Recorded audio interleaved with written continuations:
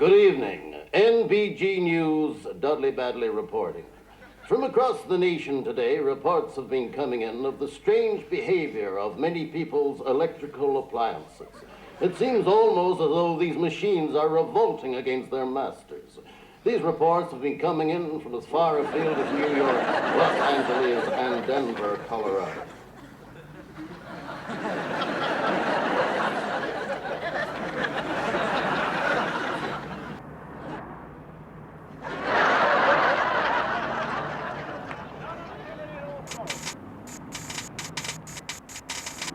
Hey, what's with the lights, huh?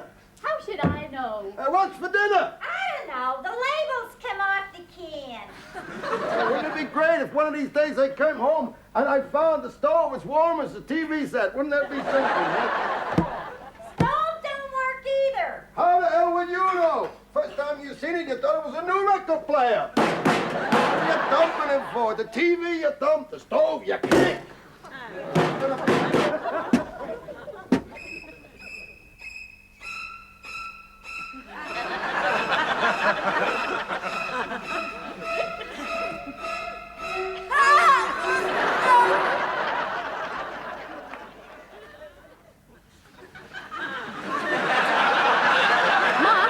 Take a shower now.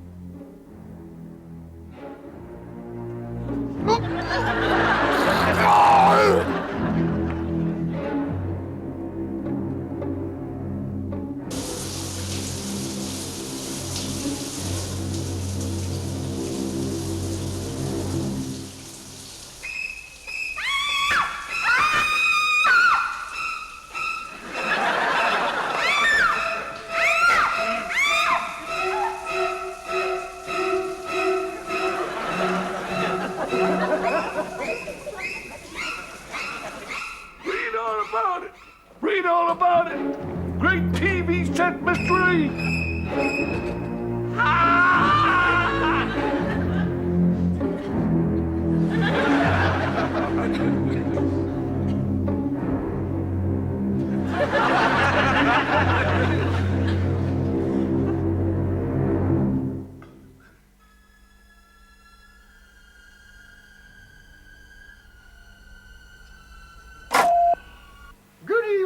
And welcome to the most popular program in the whole country. That's Life.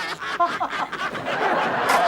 a little flavor. Why not put in just a drop of absinthe? Because absinthe makes the heart grow fonder.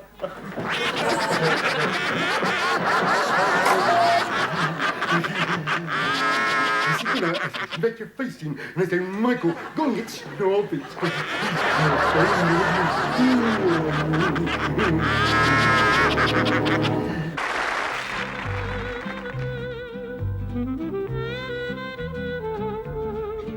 Claude was a penniless actor.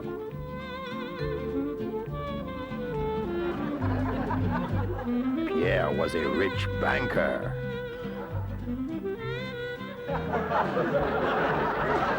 And so, Fifi married Pierre and installed Claude as their butler.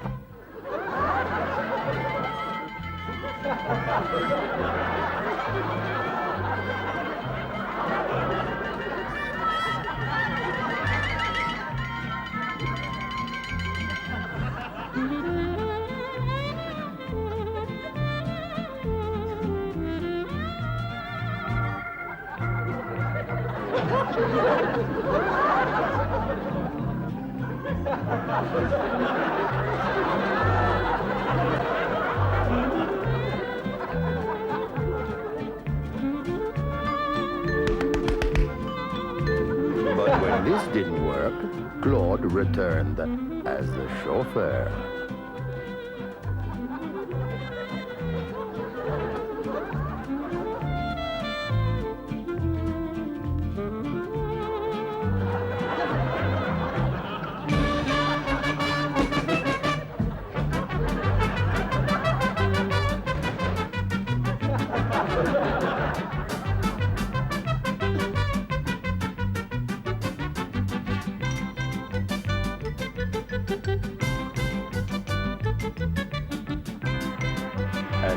this failed, Claude returned as the gardener.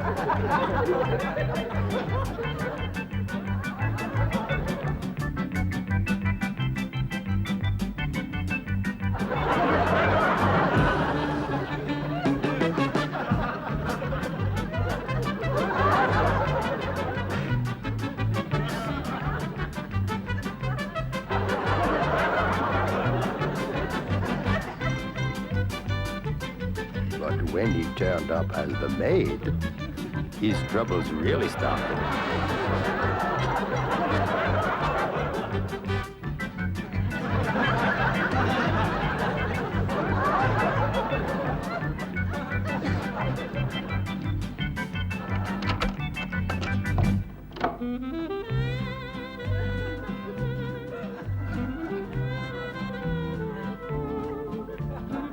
And when a new maid arrived, and he was obliged to share a room with her, it was almost too much for him.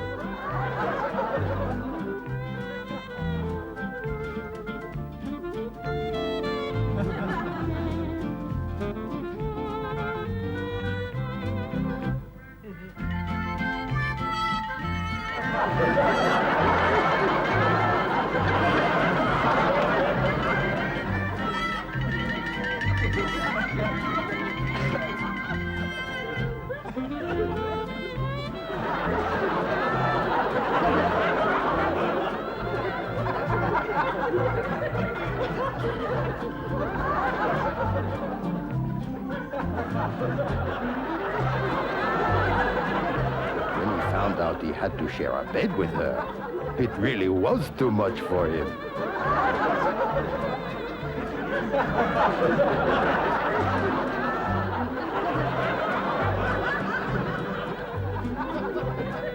And so Fifi remained faithful to her husband. After all, better an old husband than a lover who's a nervous wreck, n'est-ce pas?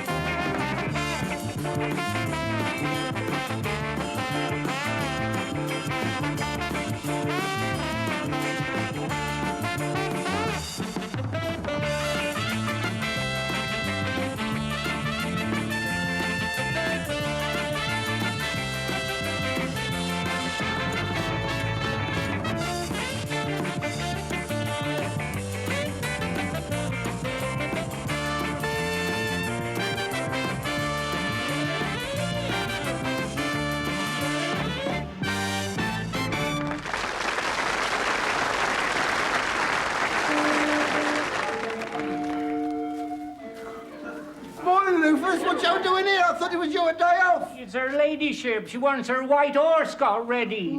You wouldn't like to do it for me, would you? No, Rufus, I would come in here for a doze in the straw. Oh, it's not fair. I've already had to clean out a stable. I know, the work keeps piling up, doesn't it? Milady Godiva, I'm sure the wager was but a cruel jest on the part of his lordship. Millie, enough. I've given my word that at noon this day I shall ride naked through the streets of Coventry, and thus shall it be.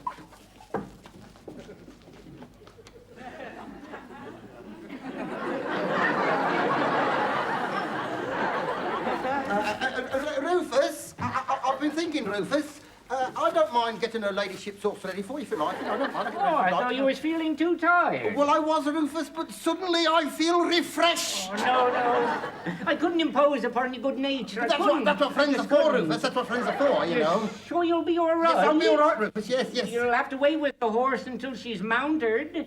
I won't mind that, Rufus. I won't mind that. You'll have to see that the saddle trappings match whatever she's wearing. And you won't know what she's wearing till she's got here. I don't mind, Rufus. I don't mind. And you may even have to put your hand under her to help her get on. I don't mind, Rufus. I don't mind. You're so kind. I only hope you'll be rewarded. So do I. Oi, Arnold! Oi!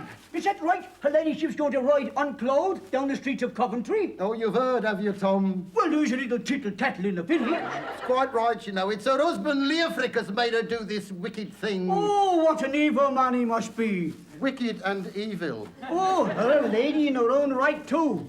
She's got big estates. I had heard, yeah.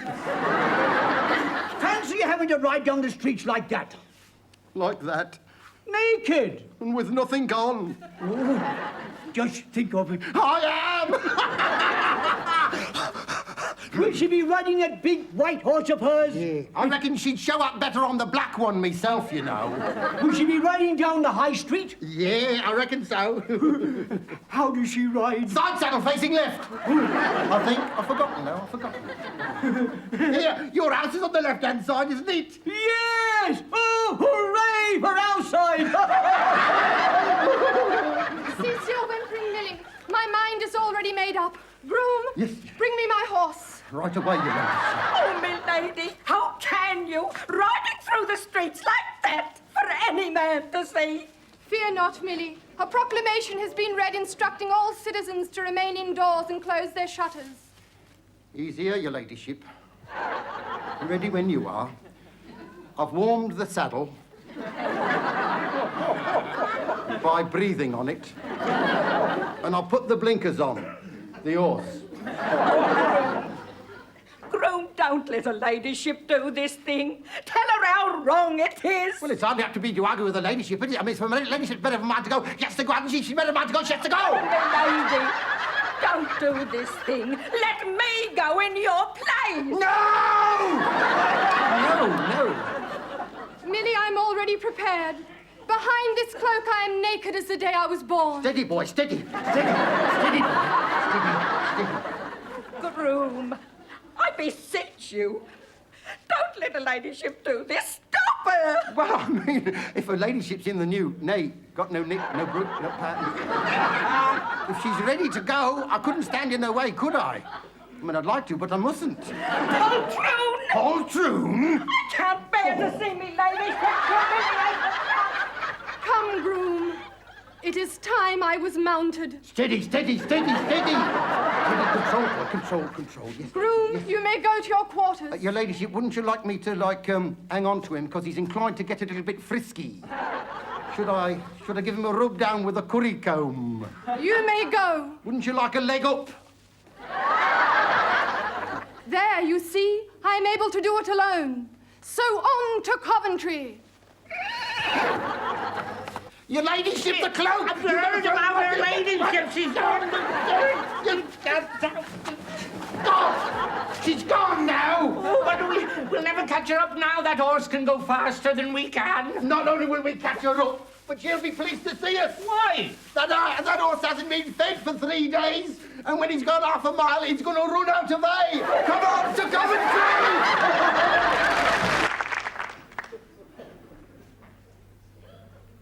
Did you know did you know that on the island of Bataan, a bloke called Sukiyaki Dan don't believe the war's over and goes on parade twice daily? And did you know his mother comes from Harlem and his daddy's Japanese, and every year he goes and bombs Pearl Bailey?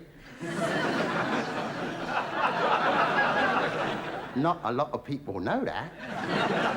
And did you know that when Egbert Nash thought he'd like a moustache, he went straight out and bought a tin of whiskers? And did you know that the odds against there being a bomb on a plane are 1,000,000 to 1, because they reckon near enough that's what the risk is? And did you know that the odds against there being 2 bombs on a plane are 1,000,000 times 1,000,000 to 1? So next time you go on board a plane to go abroad, cut down the risk. Always take a bomb.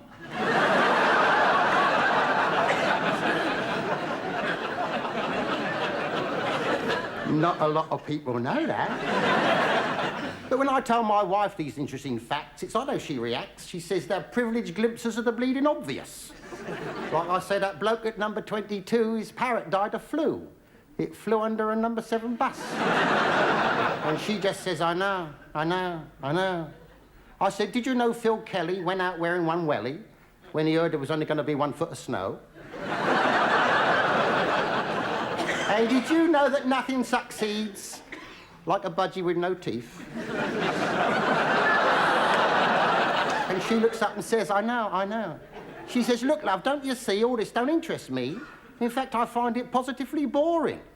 I've been sitting here listening so long, my little bottom's gone to sleep. I says, I know it has. I heard it snoring.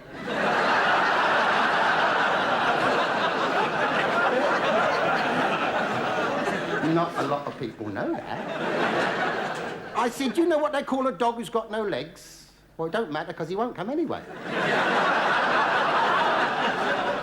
And did you know when my mate Fred ordered a lager, the barmaid said whitbread, and he said, I'll have 2 slices if I may. And she just says, I know, I know, I know. I said, I think that bloke on his honeymoon next door must be a plumber, because all night long he keeps saying, overflow. I says, roses are reddish and violets are bluish. If we want for Christmas, we'd all be Jewish. And she just says, I know, I know, I know. I got my lorry backed up to the zoo. Do you know what I'm going to do? I'm going to pick up the elephant that died last week. And me and some of my pals are going to take it around my house, winch it up to the bathroom and stick it on the seat. Then I'll go down and watch TV. Because sharp at 3:30, she'll come home and straight upstairs she'll go. She'll say, God, what are we going to do? There's an elephant on our loo. And I'll just say, I know, I know, I know. Not a lot of people know that.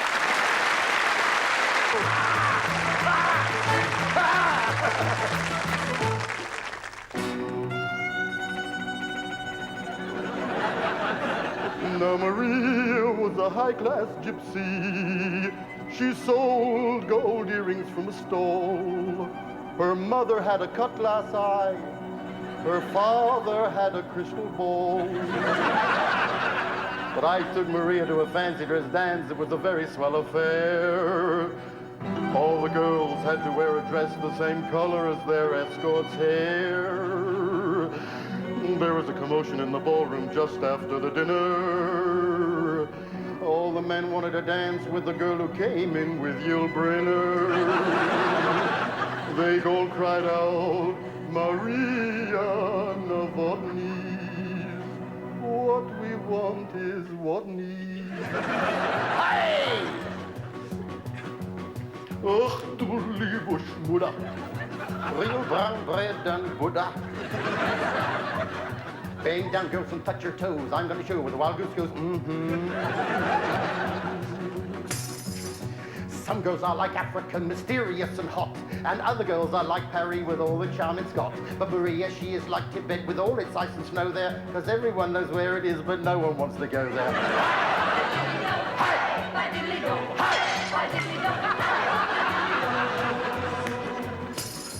Her teeth were green and brown and yellow. One of them was black as jet. If only she'd have had a blue one, she'd have had a snooker set. I went into a phone box to try to get in touch with my lovely Maria, 'cause I love her so much. But a policeman came and turned me out. I still can hear him yell. He went back into the phone box and he turned her out as well. Dance! Dance! Dance! I twirled her round the dance floor. She said, I hate the way you're doing it. I said, why? She said, I've got a foot and leg and you're unscrewing it. Standing on the crosstown bus, hanging by a strap, she let her hanky fall into a sleeping old man's lap. Now he woke up, he looked down, he gave a sheepish grin. He thought it was his shirt tail and he slyly tucked it in.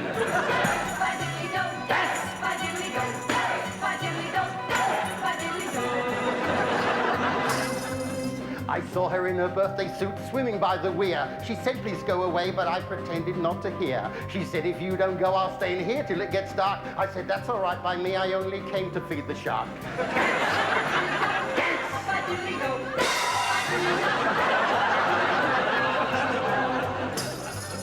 We had a gypsy wedding, but the caterers were mobsters. They blew up all the prawns and shrimps to make them look like lobsters. Yeah. So she stuffed herself with wedding cake and beer and fish and chips. I carried her across the threshold. I had to take 2 trips. But gypsy girl, she's ruined my poor life. She's gone back to her mother and now I'm going back to the wife. Hey, hey, hey!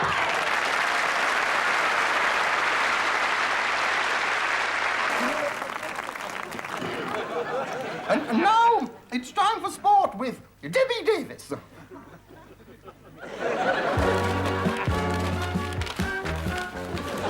And in a packed program, we have hockey. Yes, it's Putney ladies now at the ball as they race toward the brimstone goal, and they've scored! In the first minute, Putney ladies are a goal up, and there seems to have been a slight blunder, and we are returning to the studio. We have mixed golf.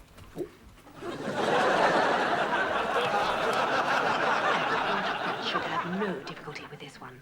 And he's missed it. Mrs. Rombo is looking supremely confident. And she's done it. She has done it. We have football.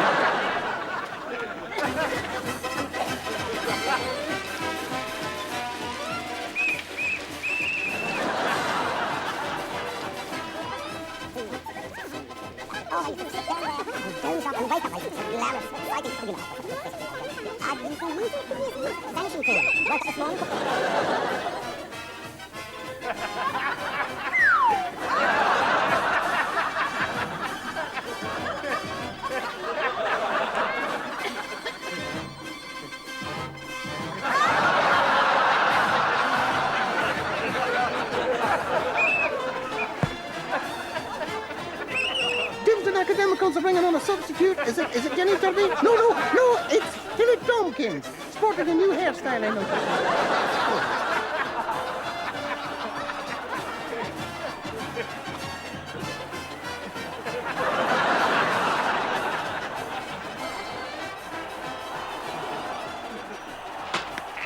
And already Tilly is down, and I hope it's not serious yet. You may remember last year she was carried off with chipped nail varnish and a broken glass crack. She seems to be all right. She's carrying on.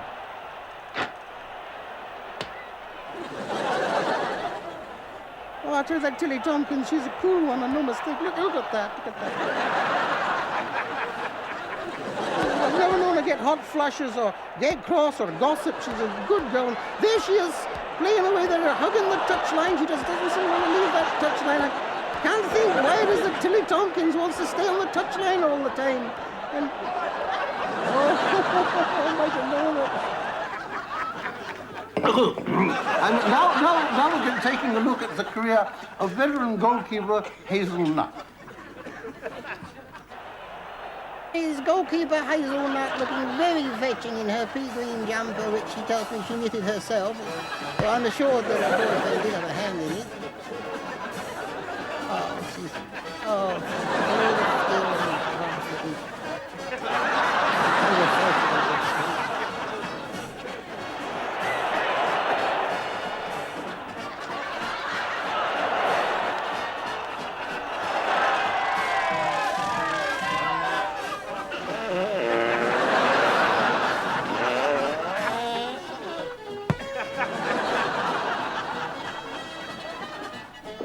was blatant. That was blatant. And there's referee Tilly Todd, looking very cold indeed as he reprimands Hetty Finch.